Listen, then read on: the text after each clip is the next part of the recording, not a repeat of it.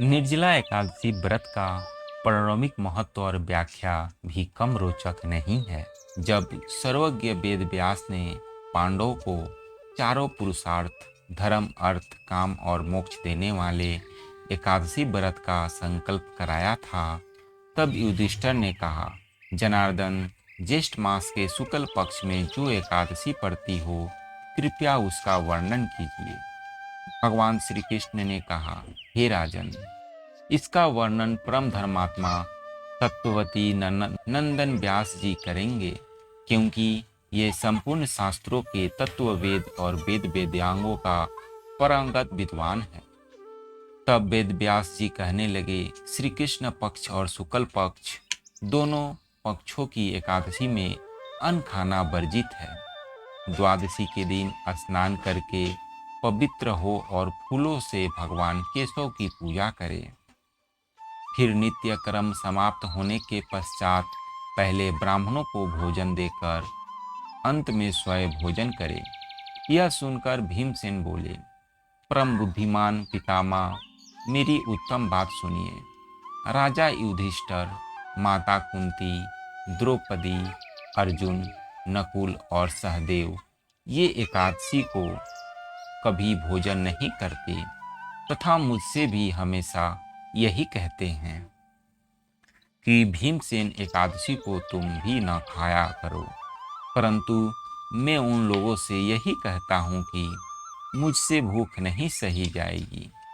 भीमसेन की बात सुनकर व्यास जी ने कहा, यदि तुम नरक को दूषित समझते हो और तुम्हें स्वर्गलोक की प्राप्ति अभिष्ट है, और तो दोनों पक्षों की एकादशियों के दिन भोजन नहीं करना चाहिए।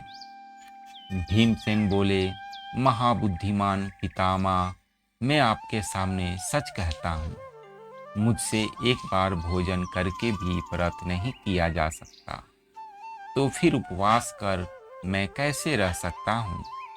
मेरे उदर में वृक नामक अग्नि सदा प्रज्वलित रहती है, अतः जब मैं बहुत अधिक खाता हूँ तभी यह शांत होती है। इसलिए महामुनि, मैं पूरे वर्ष भर में केवल एक ही उपवास कर सकता हूँ, जिससे स्वर्ग की प्राप्ति सुलभ हो तथा जिसे करने से मैं कल्याण का भागी हो सकूं। ऐसा कोई एक व्रत निश्चित करके बताइए, मैं इसका यथोचित रूप से पालन करूंगा। व्यास जी ने कहा, भीम, ज्येष्ठ मास में सूर्य वृष राशि पर हो या मिथुन राशि पर, शुक्ल पक्ष में जो एकादशी हो, उसका यत्न पूर्वक निर्जल व्रत करो। केवल कुल्ला या आचमन करने के लिए मुख में जल डाल सकते हो। उसको छोड़कर किसी प्रकार का जल विधान पुरुष मुख में न डाले, अन्यथा व्रत भंग हो जाता है। एकादशी को सूर्योदय से लेकर दूसरे दिन के सूर्योदय तक मनुष्य जल का त्याग करे तो यह व्रत पूर्ण होता है। तथोनंतर द्वादशी को प्रभात काल में स्नान करके ब्राह्मणों को विधि पूर्वक जल और स्वर्ण का दान करें। इस प्रकार सब कार्य पूरा करके जितनेन्द्रिय पुरुषों ब्राह्मणों के साथ भोजन करें। वर्ष भर में जितनी एकादशियाँ होती हैं, उन सब का फल निर्जला एकादशी के पालन मात्र से मनुष्य प्राप्त कर लेता है। इसमें तनिक भी कोई संदेह नहीं है। शंख, चक्र और गदा धारण करने वाले भगवान केशव ने मुझसे कहा था कि यदि मानव सबको छोड़कर एकमात्र मेरी शरण में आ जाएं और एकादशी को निराहार रहे तो वह सब पापों से छूट जाता है। एकादशी व्रत करने वाले पुरुष के पास विशाल काय, विकराल आकृति और काले रंग वाले दंड पाशधारी भय कर यमदूत नहीं जाते। अंतकाल में पीताम्बरधारी, सौभ्य स्वभाव वाले, हाथ में सुदर्शन धारण करने वाले और मन के समान वैभवशाली विष्णुदूत आखिर इस वैष्णव पुरुष को भगवान विष्णु के धाम ले जाते हैं। अतः निर्जला एकादशी को पूर्ण यत्न करके उपवास और श्री हरि का पूजन करो।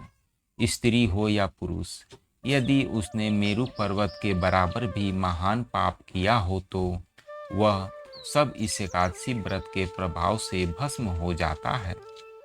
जो मनुष्य उस दिन जल के नियम का पालन करता है वह पुण्य का भागी होता है। उसे एक एक प्रहर में कोटि कोटि स्वर्ण मुद्रा दान करने का फल प्राप्त होता है। मनुष्य निर्जला एकादशी के दिन स्नान, दान, जप, होम आदि जो कुछ भी करता है वह सब अक्षय होता है। यह भगवान श्री कृष्ण का कथन है। निर्जला एकादशी को विधि पूर्वक उत्तम रीति से उपवास करके मानव वैष्णव पद को प्राप्त कर लेता है। जो मनुष्य एकादशी के दिन अन्न खाता है वह पाप का भोजन करता है। इस लोक में वह चंडाल के समान है और मरने पर दुर्गति को प्राप्त होता है। जो ज्येष्ठ के शुक्ल पक्ष में एकादशी को उपवास करके दान करेंगे वो परम पद को प्राप्त करेंगे।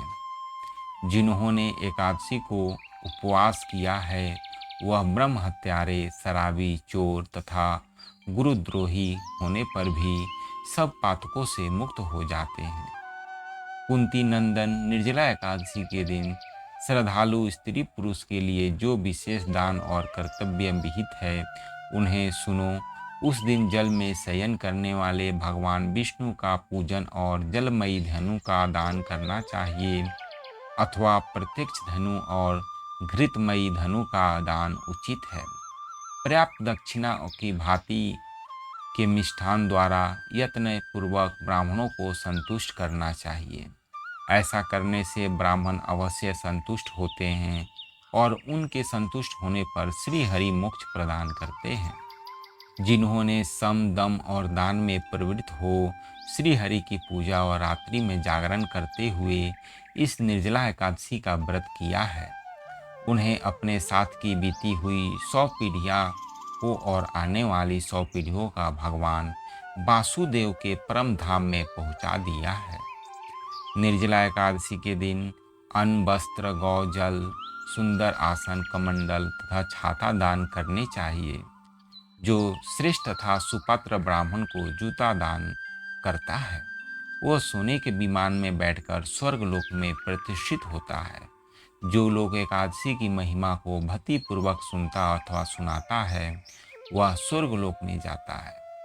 चतुर्दशीयुक्त अमावस्या को सूर्य ग्रहण के समय श्राद्ध करके मनुष्य जिस फल को प्राप्त करता है वह फल इसके श्रवण से भी प्राप्त होता है। पहले दंत धावन करके यह नियम लेना चाहिए कि मैं भगवान केशव की प्रसन्नता के लिए एकादशी को निराहार रहकर आचमन किए सिवा दूसरा जल का भी त्याग करूँगा। द्वादशी को देवस्वर भगवान विष्णु का पूजन करना चाहिए। गंध, धूप, पुष्प और सुंदर वस्त्र से विधि पूर्वक पूजन करके जल के घड़े के दान के संकल्प करते हुए निम्नलिखित मंत्रों का उच्चारण करें। संसार सागर से तारने वाले हे देव ऋषिकेश, इस जल के घड़े का दान करने से आप मुझे परम गति की प्राप्ति कराइए। भीमसेन ज्येष्ठ मास के शुक्ल पक्ष की जो शुभ एकादशी होती है उसका निर्जल व्रत करना चाहिए। उस दिन श्रेष्ठ ब्राह्मणों को शक्कर के साथ जल के घड़े दान करना चाहिए। ऐसा करने से मनुष्य भगवान विष्णु के समीप पहुंचकर आनंद का अनुभव करता है। तत्पश्चात द्वादशी को ब्राह्मण भोजन कराने के बाद स्वयं भोजन करे।